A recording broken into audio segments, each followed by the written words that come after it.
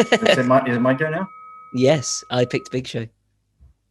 Okay, in my random generator, I've got 6 wrestlers. I'm going to give you a choice in this one. Ooh. You can either have. I'm going to tell you the ones that I'm not going to give you. Okay. Gorgeous George, Alex Wright, and Sid Vicious.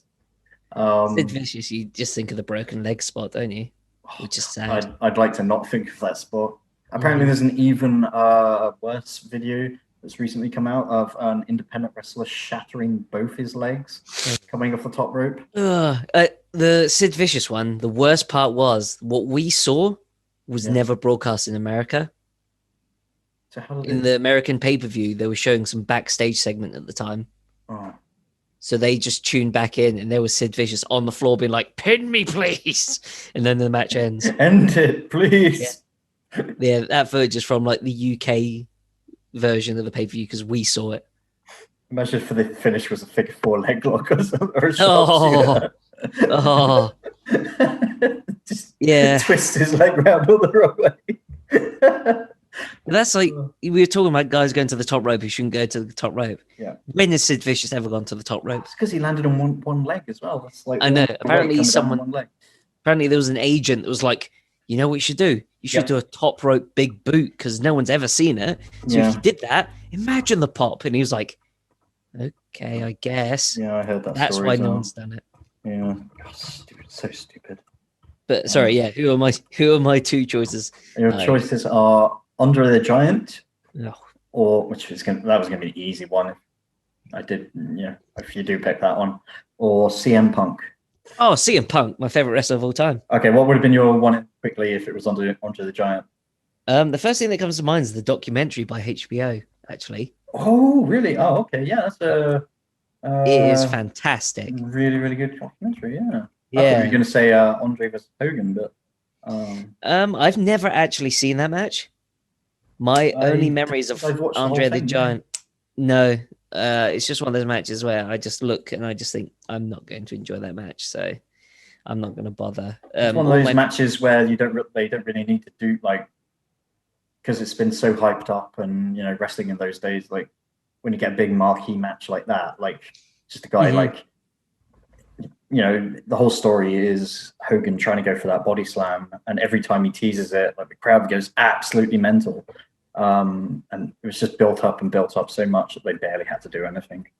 I've seen the build up for the match. Like I've seen the one where Hulk Hogan rips the shirt. Oh yeah, or the cross. What was Roddy Piper's show? Piper's Pit. Piper's Pit. Yeah. And then they do the promo at the conference table where it's shot in POV. CM Punk. So CM Punk is my favorite wrestler of all time. Really? I wasn't aware of that. Yeah, when I was a kid, like 8 years old, I loved Jeff Hardy. And then I was... CM Punk being the polar opposite of Jeff Hardy's lifestyle. Exactly. And I was sort of straight edge before I even knew who CM Punk was. So when I found CM Punk, it was like I saw myself in a wrestler finally. Yeah.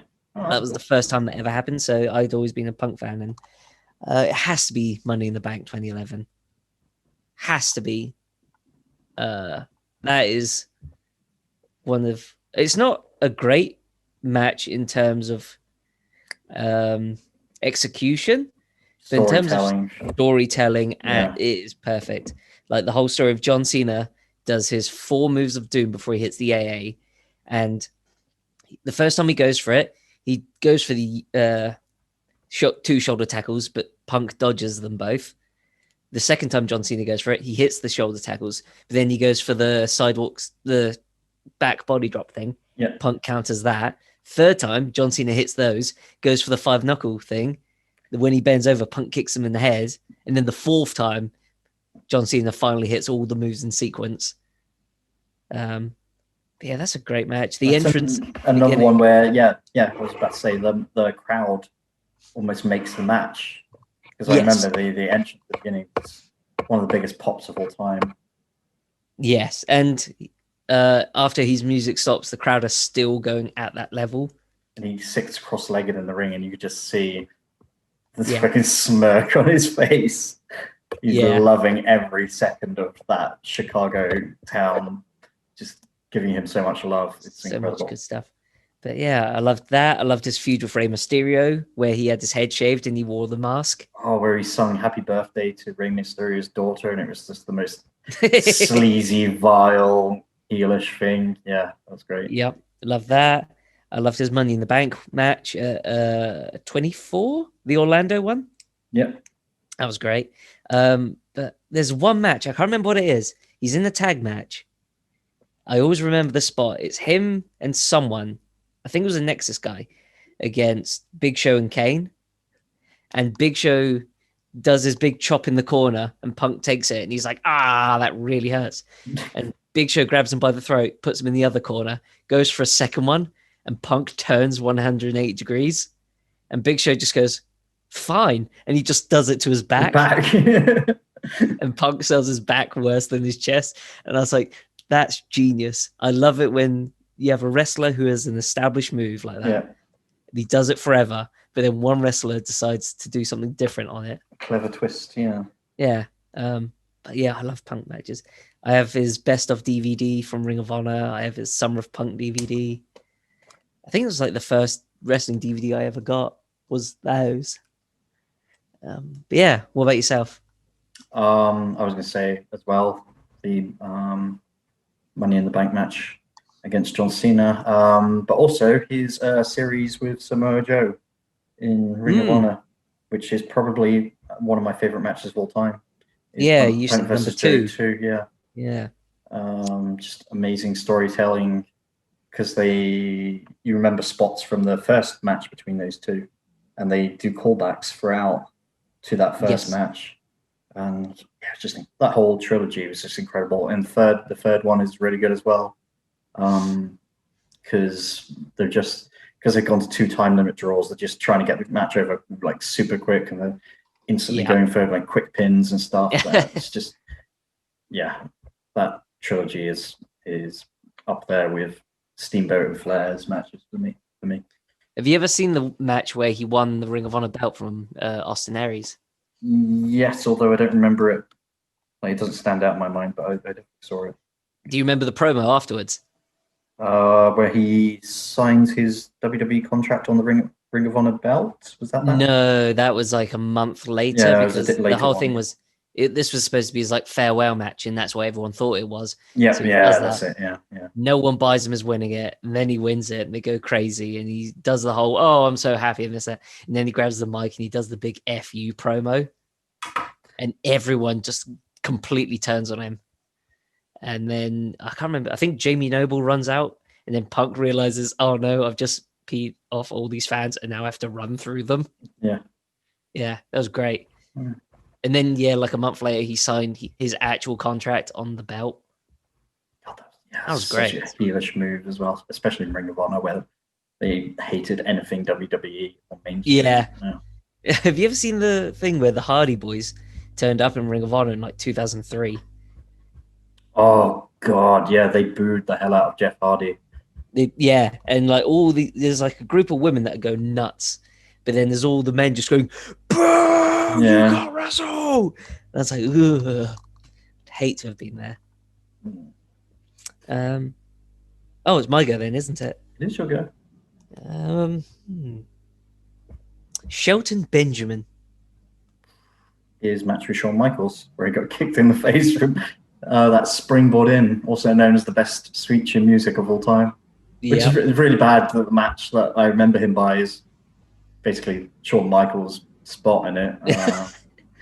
He's another wrestler who's just like a complete superhuman. Him along with Brock Lesnar, like the things that they can do in the ring is absolutely insane. Shelton Benjamin had so many good tag matches, with as part of the world's greatest tag team. Yeah, they were. I don't know why they ever split them up. Those are 2 guys that just work so well on a tag team. Well, you see, they'd been a tag team for like more than 6 months, so people were bored of them, so they had to break them up. Yeah, remember when the Road Warriors, people got sick of them after 6 months. Right. Yeah. Oh, they were such a good tag team. How about you? How your Shelton Benjamin match? His match with Triple H, where he beat him clean. That was great. It was like an episode of Raw, and I remember because I was a big Shelton Benjamin fan, and that was like one of the first times I remember Triple H getting beaten clean, and it blew my mind. Clean though, or was it a roll up in? No, I think he hit his finish, then pinned him, okay. But Triple H like kicked out at 4 probably. His finish used to be the that weird suplex, exploder suplex, like almost into a slam, which was cool. But then he changed it to jumping flatliner, which I don't think was as good. Because I think he was still in his old wrestling gear. So this was before. Was he still part of the tag team then? I don't remember. But I just remember Triple H. Does he go? I don't remember like every part of the match. I remember it was building to a Chris Benoit thing. Yeah. I remember it was a long match as well for like Raw. I remember it being really long. Yeah. Is my go again? Oh, I just quickly Googled it and you're right. It was a roll up. That doesn't count as a win. But the crowd go ape. Yeah, but it's not like he beat him with genuine, skill and ability. I mean, it's a wrestling move. Yeah, it's not like Triple H putting him over. No, well, it is a little bit. If they had a long match and it ends with a roll up, fair enough. Like Shelton genuinely looked like a threat throughout the match. But if it's just like, I remember when The Rock put over the Hurricane, like didn't really put over the Hurricane. Put over the Hurricane more in his like backstage segments with him because they had some good back and forth. But the actual match where Hurricane pinned The Rock, he pinned him with a roll-up pin while he was distracted, and it's not making that like people think that the Hurricane is actually genuinely a better wrestler than The Rock. No, it's just fluke chance. I feel, was there a Shelton Benjamin match where he went against Chris Jericho and won the IC belt? Yep, I remember that Cyber Sunday thing. Yeah, I remember it because it was in Chris Jericho's book, and it was. The gimmick wasn't actually a fake gimmick. They genuinely did get the crowd to vote, and they genuinely didn't know who was going to face Chris Jericho for the belt. I can't remember who the other choices were, but yeah, Shelton Benjamin was the fans' pick, and they pretty much made up that entire match on the fly. Nice. And Jericho couldn't really remember what Shelton Benjamin's finish was, so he just like did a flying nothing into it, and Shelton Benjamin caught him and hit the exploder suplex slam and pinned him, and it was a great match. Oh wow. Okay, so I found the list here. He beat Batista. Wow, really? Yep. Okay, so Shelton Benjamin had 37.4%. Batista had 20%. The third most votes was for Jonathan Coachman. Wasn't there any free choices though? No, there were 15. Whoa, really? Yeah, because Christian, Rhino, Maven, William Regal, Tajiri, Hurricane. Oh, I would have voted Tajiri or Rhino, maybe. Jonathan Coachman beat Christian, Rhino, Maven, Tyson Tonka, Tajiri, Val Venus, Stevie Richards, Rosie Plum. Jeez. Okay. I feel like 4chan probably like brigaded the WWE vote. Yeah. Yeah, you'll go. Pick a wrestler. Oh, I've got a great one. Oh, no. Yokozuna. Oh, Yokozuna #1. That's what I remember. That racism promo is all I can remember because of the OSW review guys. Oh yeah. Oh, what does he say? Caesar's Palace #1. Yokozuna. It has to be that match. The Bret Hart dust in the face. Oh, it's so bad. Have you seen the actual match? I stopped after like 8 minutes because Yokozuna's just sat on his back the whole time. Gassed immediately. Immediately. Bret Hart's just trying to work with a guy, is like literally trying to work with a dead body. And a dead body that weighs 600 pounds. Do you know what his heaviest weight was? No. Hold on, just let me Google it so I'm not telling tales. His build weight was 267 kilos. Yeah, I don't want to be like telling tales and say, oh, he was 900 pounds. Hold on, bear with me.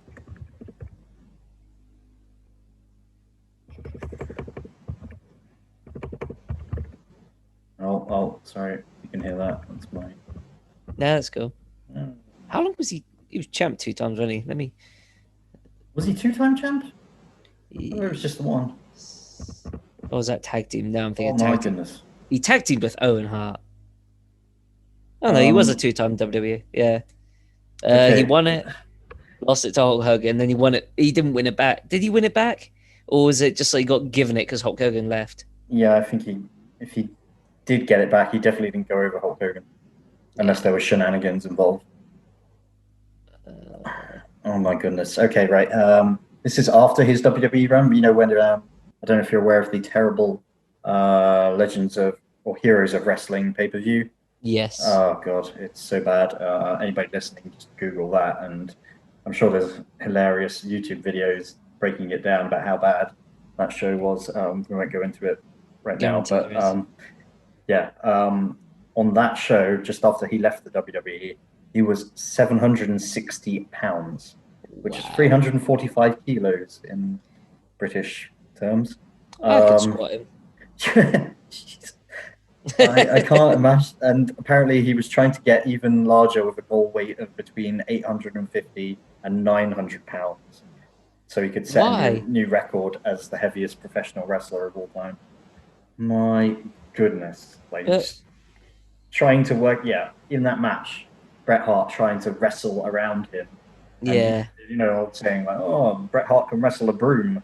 But if the broom weighs, 600 pounds, there ain't no way you're wrestling that broom. Yeah. Wow. So I remember the hilarious story.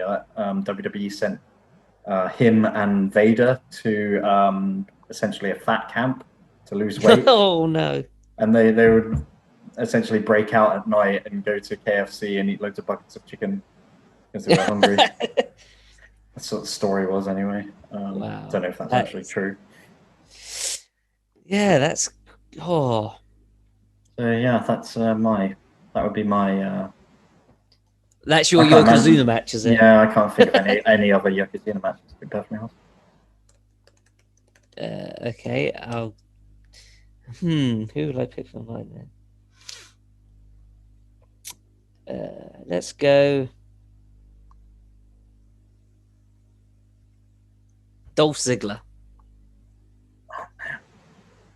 He's a guy who's had so many good matches, but honestly, I can't think of any off the top of my head. I know his matches against Alberto Del Rio, where he finally won the title, or it was just before he cashed in his Money in the Bank. They were really, really good. He had great back and forth matches with even guys like The Miz or guys you wouldn't think he'd be able to get a great match out of. But yeah, if you're going to ask me for one standout Dolph Ziggler match, I can't think of any standouts.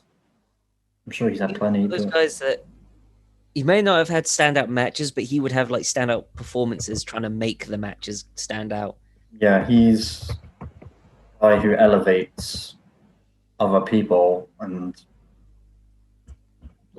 when Kofi Kingston would give him a monkey flip, he would do a whole extra rotation. Yeah, and land on his face.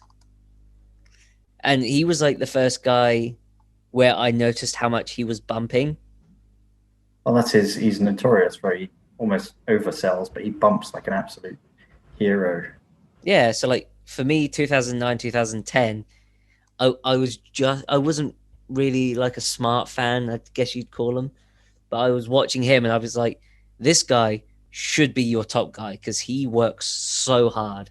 They had plenty of opportunities to pull trigger on him and they never really got full force behind him, so fans kind of got a little bit tired of him. The very first pro wrestling t-shirt I ever got as an adult was someone bought me a Dolph Ziggler shirt that said "Stealing the Show and Your Girlfriend," but it was a Chinese knockoff one. Oh good that they tried to convince me, no, I got the real one. It's like, no, it hasn't got the tag at the bottom. It hasn't got this, and the print is tiny. Yeah. Like it's the thing that says stealing the show should take up the whole front. It was a small square. This is another thing Still got entirely. it. Would you wear it out though nowadays? No, God, no. Like so many like wrestling shirts are like that. Like I'd feel silly wearing that out. Yeah, the whole slogan like that. Yeah. When my brother got me, when he went to a show in 2002, the Insurrection one, it was just like all Triple H in that shirtless flexing, and I was like, I'm not going to wear this outside. I'll wear it around the house, but I'm not going to wear this outside. I like my wrestling shirts to not look like wrestling shirts, if that makes sense. I know exactly what you mean. Subtlety. Yeah, same with my gaming shirts as well. Yeah, like Bullet Club, cool design. Yeah, doesn't look like a wrestling shirt. All of Rocky Romera's merch just looks like cool designs. Yeah, same with AEW shirts. Like half the shirts look cool, and the other halves look, yeah, like having into that. Oh yeah, a whole different topic in itself is awful wrestling shirts. That's yeah. Oh, that is a good subject. The worst wrestling shirts of all time. Yeah. There's one I saw the other day and I don't even remember. Oh, sorry, you talk for a second. I'm going to try to see if I can work backwards in my head to see what shirt it was.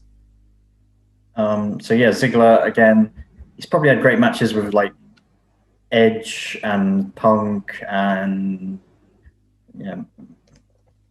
Miz, Randy Orton, but none of them would ever stand out in my mind. Which is a shame, really. I think that's how he'll go down in history as the guy who people have great matches with, but never has his own great match associated with him. Okay, I found the shirt. Okay, 2009-ish, I think. John Morrison. They gave him a T-shirt that had 3 monkeys on the front, 3 apes, and it says Jomo Sapiens, right? And then on the back it says, "We are going to eat your lunch." Hold on, I'm Googling the shirt. What the hell is that to do with wrestling? We are going to eat your lunch. Google, it's got it, yeah. Like some of the others. That's not too bad. Like, okay, but we are going to eat your lunch. The back is terrible, I'll give you that. But the front, like, it could be a band T-shirt. I mean, yeah, but like, he never called his fans Jomo Sapiens. True. I know what it's the J's supposed to be silent. I know, but like, when did you hear the crowd going, "We want to eat your"? No, they didn't do that. Like, that was a dumb shirt. Okay, that might be dumbest shirt of all time. Maybe not worst, but dumbest. Oh no, there's dumber ones than that. I'm absolutely sure there's worse ones than that. No, there is. I know. I can think of like 3 or 4 off the top of my head. But yeah. What about John Morrison then? What match do you think of when you think of John Morrison? Guess like TLC matches. I always feel like John Morrison is remembered more for his spots in like the Royal Rumble and TLC matches rather than straight up wrestling matches. Mm-hmm. I mean, I guess he had ones in ECW that were okay-ish. The WWE version of ECW, like matches WWE ECW, yeah. Yeah, CM Punk and Shelton Benjamin, people like that. But yeah, if you're gonna ask me for like a main event match, maybe his triple threat with Miz and Daniel Bryan. That was pretty good, where Daniel was the US champion. Mm-hmm. But other than that, I can't think of any standout Morrison matches. How about you? I always remember it from Eminem. This would be with what's his name? Mercury and Nitro, yeah. The only thing I can remember him from is when he got hit in the nose with the ladder and his nose. Like Armageddon 2005. One of the worst nose injuries in all of wrestling.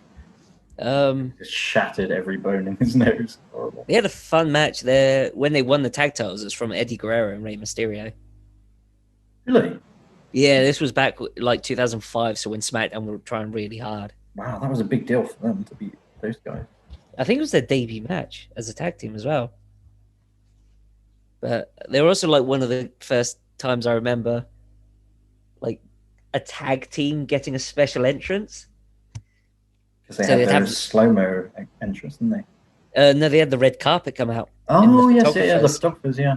Yeah. And then they lost. I remember that. And I was like, these guys are cool. And then they lost to like Animal and Heidenreich the next pay-per-view. And then the pay-per-view after that, they lost them back.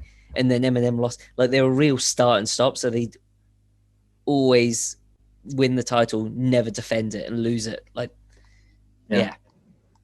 So, yeah, that's the thing I remember about him is being in a tag team where he kept losing and winning tag belts. His Starship Pain always looked cool.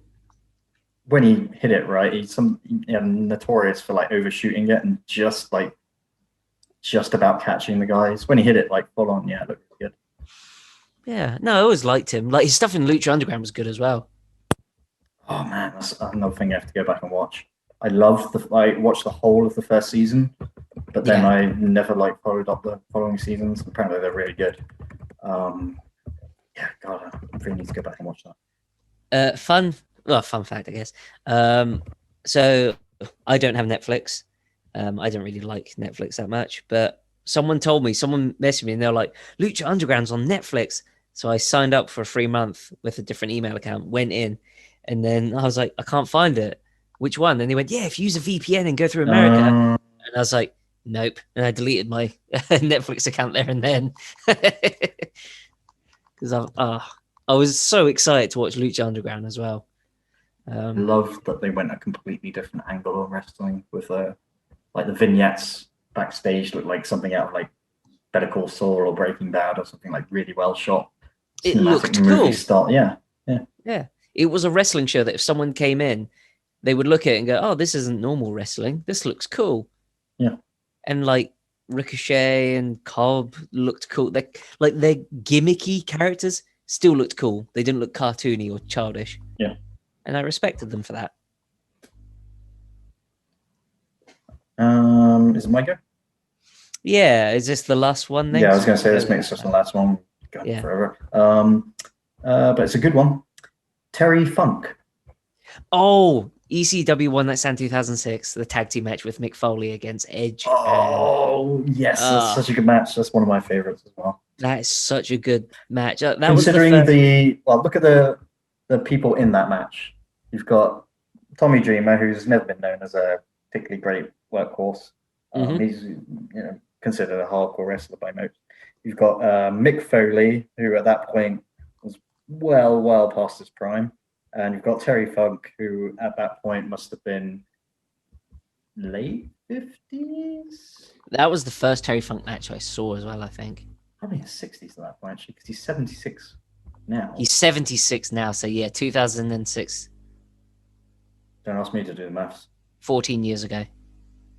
That would make so yeah, he would have been like 62.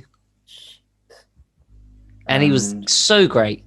He was amazing. I remember that was his selling was the first time I saw wrestlers selling, and I was like, he looks really hurt. Yeah, but he wasn't. My eye. And he was like shaking, and I was like, oh my god, this poor old man. You bastard, Edge, you bastard. Because like WWE weren't really doing hardcore bloody matches that much, were they? Like there was that WrestleMania match, and then everyone was like, oh, that's the last time we're going to see a bloody fiery match like that ever again. Then this happened. The one with Edge and Mick Foley. Yeah, and because they tag team based off that, because Edge was like, "Oh, I respect you," and Mick Foley was like, "I respect you." Yeah, and they gifted him the Hardcore Championship, I think. Yeah, and then Tommy Dreamer and Terry Funk took offense to that, so they had this match, and it was fiery and bloody, and it was great. Again, it was basically a spot-filled match, but they were all great spots, and because each guy sold it so well, brilliant. And the story was there, like Tommy Dreamer and Terry Funk were trying to show them that, we're the hardcore guys, but Mick Foley and Edge are like, no, we're the new breed of extreme. We're going to mess you up, mate. And it got Edge over as a monster heel. and it did its job. What do I want to? Did they add Beulah McGillicuddy and Lita into the match as well? Yes, it was a 6-way, I think. Yeah, because Edge pinned Beulah at the end. Yeah, with that really awkward pin. Very suggestive style pin. Yeah. And yeah, again, it made him look like the biggest bastard in the world. Yeah, and it was great. And he got Tommy Dreamer over as sympathetic. Terry Funk is sympathetic. I feel like Mick Foley might have been kind of lost in the shuffle of that one. Yeah, because crowds still kind of, it's very difficult at that point for Mick Foley to be a heel. Yeah, and like, yeah, Edge was kind of so easy for him to be a heel there. Oh, that was good. That's a good one to end on, yeah. Yeah. Cool. So, better round this up because we've been going on for an hour and a half. We always go way too long, don't we? We'll do the little segment. What have you been watching, playing, listening to, reading? Oh, what have I watched? Best of the Super Junior final was last Friday, and it was fantastic. So it was Hiromu Takahashi versus El Desperado. And I heard the match, and I was like, oh, it's not the two that I wanted in the final, so I was kind of a bit down. But the match was so good. And there was a moment in that match. So in Japan, I don't know if you've heard, but crowds can't cheer or boo. They have to clap. Yeah. There was a moment in this match where the crowd forgot and they screamed in horror. Oh, amazing. It was that good of a match. Like, it's one of those matches that I know in 5 years' time, I'm going to look back, and when I hear Best of the Super Junior in 2020, I can tell you exactly what happened in that match. It caused a lot of people to catch COVID because they all shouted very loudly. Lots of particles sprayed everywhere, and everybody caught COVID. It was that good a match. The last time I felt that was when I watched Money in the Bank 2011, and like, you watch the atmosphere and you're like, I'm going to remember this match. Yeah. Or the Omega Okada. First time I saw that live, I was like, this match, people are going to talk about this match. So yeah, that was my weekend, was watching that. How about yourself? I've watched any. Oh, I watched AEW's Winter is Coming edition of Dynamite. I was kind of a little bit disappointed by the main event. I'm not gonna lie. I know it was, Kenny Omega's going to Impact Wrestling, and that was kind of exciting. But the match itself against Moxley, I don't know, felt a bit sluggish. They both looked kind of tired throughout. Definitely wasn't a 5-star classic in my opinion. No, but I think they were again going for story over. Yeah, definitely. Star ratings. And of course Sting showed up, which I didn't expect at all. Yeah. Which is cool, but I'm like, okay, what are we gonna do with Sting? He's like not gonna be wrestling. He's not gonna. He's just gonna show up and point a baseball bat. And if he is it gonna be very good? No, probably not. I think he'll have one match, and I think because it's AEW, he's gonna have a good match. They're gonna have to be very careful who they pick as his opponent. Oh yeah. I part of me thinks it will be Cody, because I know it's Cody's hero and this and that. Can Cody get a good match out of Sting? Maybe. Remember what you thought when you heard that it'd be Goldust versus Cody in AEW? Like, you've got unfiltered Sting. Creatively, he can do. This is not WrestleMania 31 Sting. This guy can do what he wants. Okay. I'll take your word creative for it. freedom. I'd love to see like Omega versus Sting just because of the ridiculousness of it. Yeah. Did you watch AAA Mania at all? Triple Mania? I saw little clips from. I saw the Triple Threat Marvel match. Did you see that? It was like Thanos versus Spider-Man versus. I can't remember who was the third one in that. Black Panther, maybe. I just remember Spider-Man being there. No. Spider-Man lost to Thanos. Yes. But Omega had a singles match. Yeah, where he hit the one-winged angel from the top rope. Yeah, second rope, but yes, the most lethal rope. Bret's rope, yeah. But he's really going for a Bret Hart thing. Sorry, Bret Hart? No, Ric Flair. Well, the belt collector. But not necessarily belt collector. But like, when you watch the match, it's like it was the typical Ric Flair thing of he gets an early shine, then he gives the babyface everything and makes the babyface seem like he could win the belt here. Yeah. and then he does something dastardly, hits his move, and plays it off like he never worried. So you're going to go around all the territories in the world doing Yeah, that and making the local guy look good. Yeah, pretty much. And that's how it came off to me as well, just as someone who had never like that. The only time I watch AAA is when it is a big show like that. Yeah. And I feel bad as well. Six-sided ring must hurt. Ooh, yeah. Especially in Mexico where it's bolted to the floor. Are Mexico known for having particularly hard rings as well? Yes, because they're built into the floor, so there's no give. Ooh. It's not like the everywhere else where, like, if you hit the ropes, the ring sort of moves. Slides a little bit, yeah. There's no slide. Because the venues there, the vast majority, are only used for wrestling. The ring. So never take the ring down, yeah. Yeah, it's permanent, so it's bolted to the floor, so it doesn't move. Which there's no give. But yeah, you watch anything else apart from The Winter Is Coming? The Mandalorian. That was really good.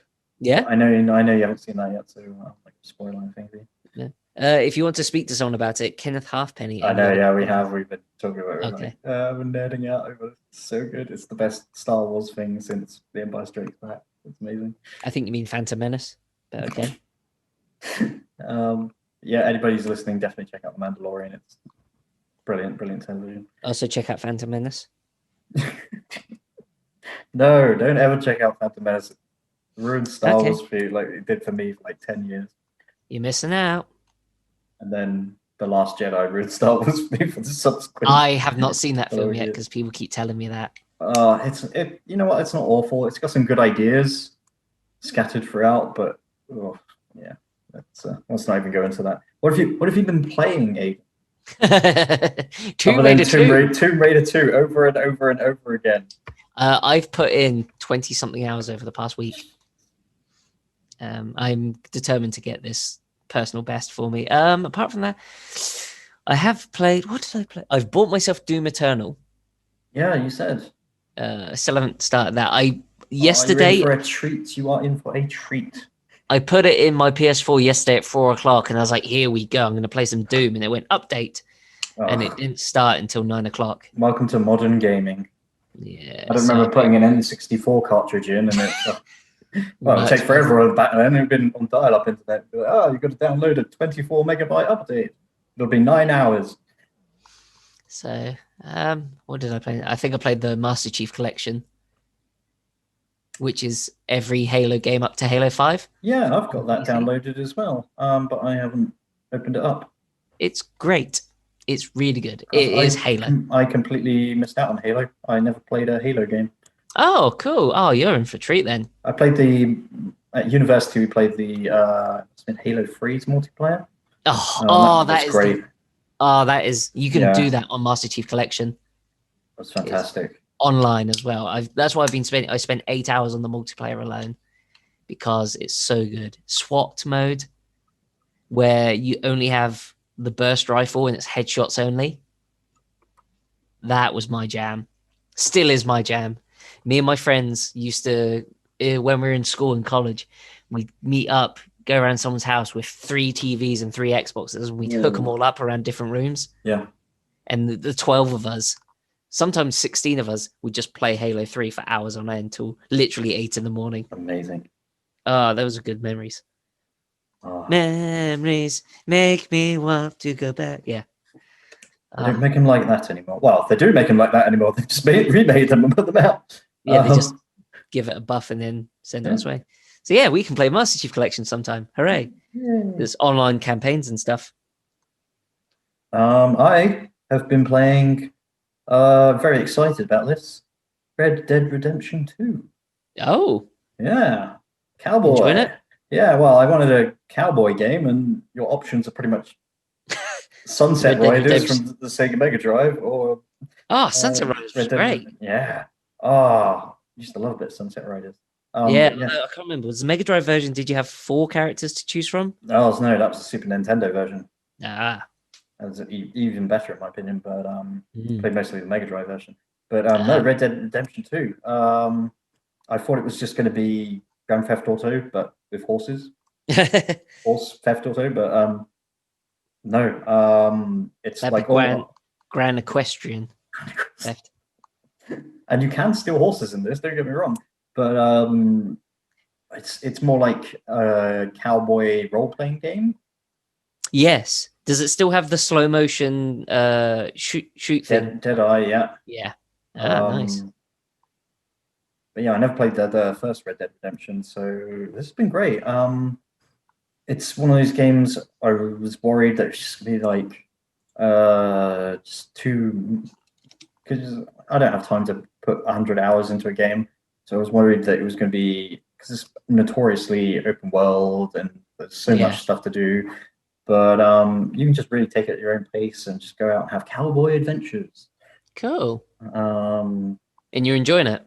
I'm loving it. Like, I've been to a saloon and got in a fight, got thrown through a window, and then I had to get my friend, like, blow him out of jail, and we ran out of town and we got chased away. And then, like, on the way back, you go, oh, there's a deer over there, so I'll shoot it and skin it and bring it back for the camp and they can cook it.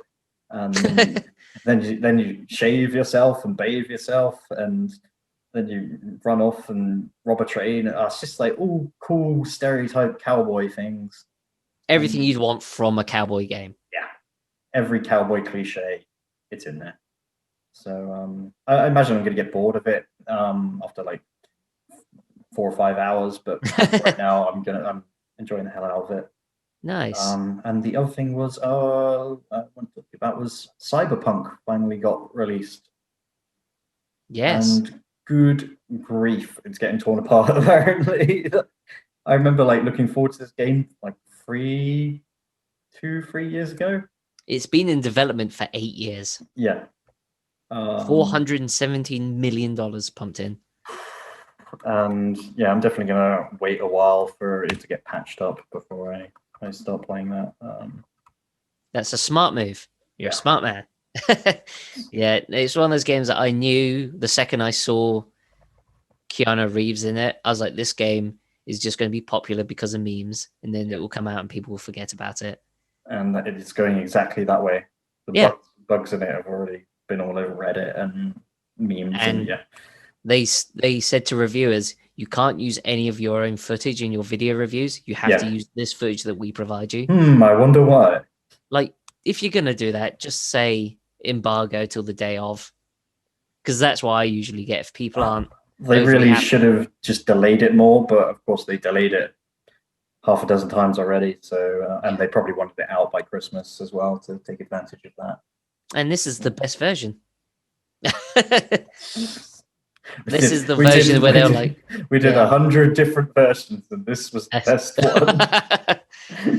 That is exactly how they're thinking. But apparently, like underneath it all, it is a good game. Like the story's like good, and the shooting is surprisingly good. So I think it will be a competent game by the time they've patched it up. And because like an example of that would be Dead Man's Sky that came out and was notoriously like overhyped. Oh yeah. Was it not Dead Man's Sky? No Man's Sky. No Man's Sky, sorry. Where it came out and there was literally nothing to do except fly through space. Yeah. But over the course of like 2 years, they've been updating it, and now it's finally mostly what they promised when it was released. So I'm kind of hoping it goes that way, and in 6 months' time, it'll actually be like really good and full of, and free from bugs and stuff like that. You'd hope so. So we'll see. I imagine they really want to put the effort into fixing it because it could ruin the company's reputation as being a great... I don't even know who's made it. Oh, CD Projekt Red, the Witcher 3 developers. Oh, I've never played a Witcher game. Well, this is the thing, like the Witcher 3 came out and it was amazing and everybody was like, oh, these guys are really great developers.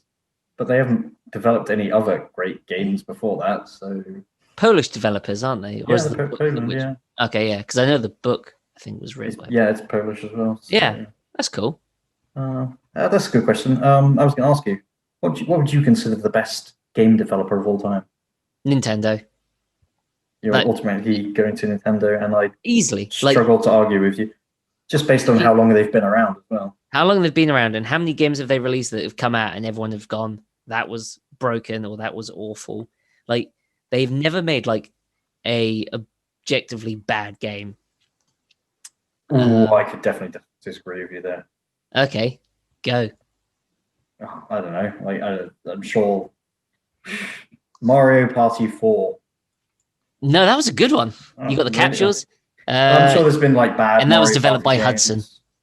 Or well, that's the other Games thing. developed They ship out a lot of their franchises to third parties as well. So that's like that terrible Zelda game that came out on a Philips CDI. Yeah. But if you talk about games developed by Nintendo's, like they've never gone wrong. Every Mario game, there's never been a mainstream Mario game that's been bad. No, I'd agree with you with that, actually. Yeah, Zelda, like you could argue 2 is weird, but at the time, great. F-Zero, great. Wave Racers, so great. Mario Kart, great. They need to bring back F-Zero so bad.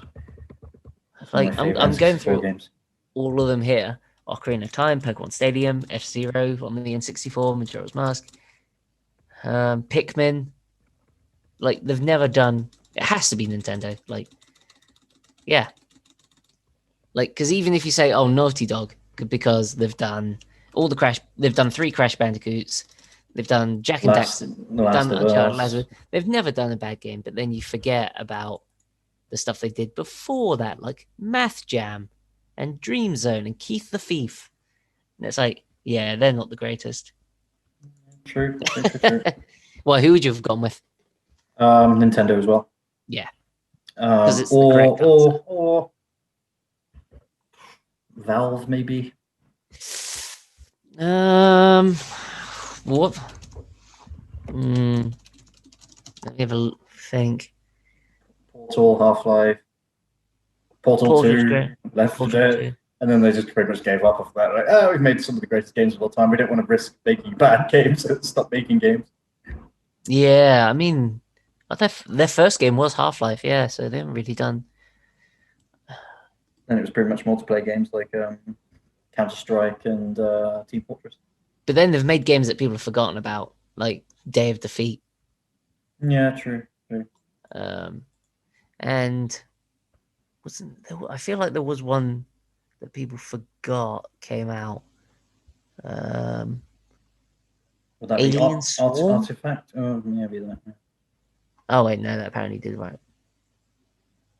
Oh, that's a mod anyway. Doesn't count. Portal 2, Dota 2. I've never played Dota 2 actually, so I can't say anything about that. No, neither have I. I haven't played Alex either because of that VR. Yeah, I don't want to like play a VR game until I can afford a decent VR setup. Yeah, like, I don't want to be like because you can get like the cheap VR headsets. I don't know what the cheapest one is. Like the. Well, have you seen the new Oculus? Is that the one that you need to log into Facebook to use? Yeah.